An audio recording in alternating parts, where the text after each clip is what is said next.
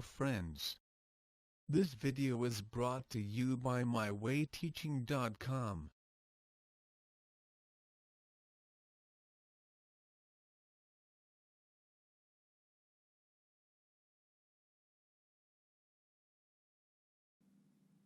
If we have two triangles drawn in our notebook and want to verify if they are congruent, we cannot every time place them on one another and find out whether they are congruent or not.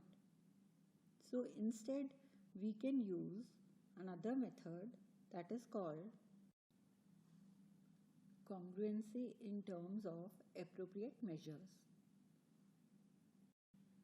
Now suppose I draw one triangle and ask you to make a copy of it.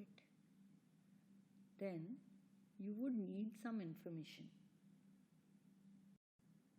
Now suppose I give you information that one of its side is 3.5 centimeters long.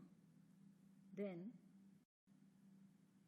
you may draw many triangles with one of the sides being 3.5 centimeters, but they will not be the copy of my triangle. So I will give you the length of one more side. Even now, you may draw triangles which are not copy of my given triangle. So I give you another information. I give you the length of the third side also.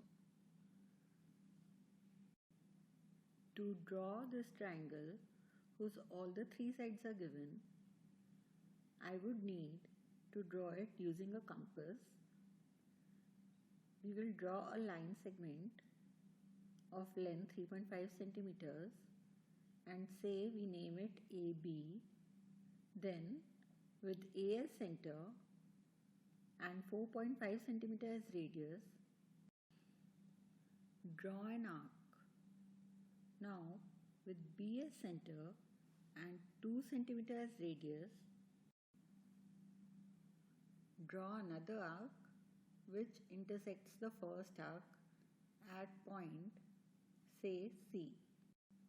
Now it remains to join AC and BC.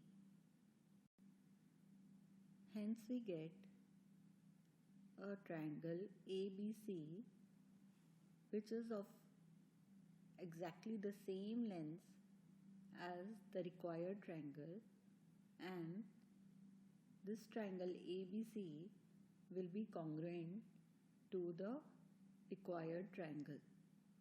So we can say that if length of three sides of a triangle are known, then we can draw a congruent triangle to it, and hence the SSS property states if under a given correspondence the three sides of one triangle are equal to the three sides of another triangle, then the triangles are congruent by SSS property.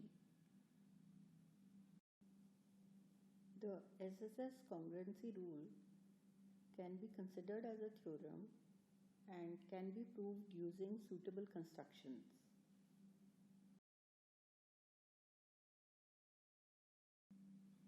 Congruency in the case of two right triangles deserves special attention.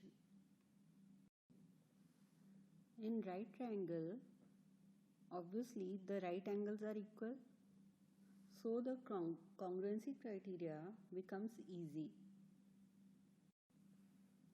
Suppose I give you one side of this right triangle and ask you to draw a triangle which is congruent to this one. Then you can start with constructing a 3 centimeter line with A as center. Construct a 90-degree angle using a D. But if we don't know the length of the hypotenuse, it would be difficult to construct a triangle which is congruent to this triangle or a carbon copy of it. So the information regarding the length of the hypotenuse is very important. Say I give the information that hypotenuse is 6 cm long, then with B as center and radius as 6 cm on the compass, we can mark an arc which would intersect our perpendicular line and then join the 2 points. Hence, for the right triangles, we have the RHS property for congruency of triangles. RHS property states, if under a correspondence, the hypotenuse and one side of a right angled triangle are respectively equal to the hypotenuse and one side of another right angled triangle, then the triangles are congruent by RHS property.